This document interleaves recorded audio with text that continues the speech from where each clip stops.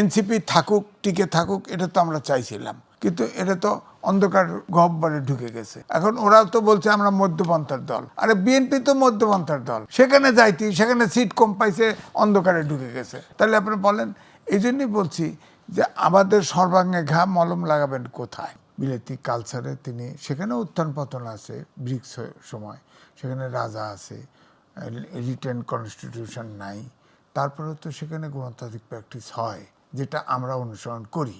তিনি, আমি বলবো তিনি ওখানে তো, আমি বলবো 5 বছর চিকিৎসা নিয়েছে আর 12 বছর ওই দেশের আলো বাতাসে বড় হয়েছে। তিনি ওই দেশের গণতন্ত্র দেখেছে, আইন শাসন সুশাসন দেখেছে, কিন্তু বাংলাদেশের মাটিতে এসে আমি তাকে নিজে 2বার কথা বলেছি। আমি কিন্তু বলেছি যে আপনি শহীদ প্রেসিডেন্ট জিয়া রহমান হয়ে যান, আপনাকে বিএনপিতে কেউ চ্যালেঞ্জ করেন নাই।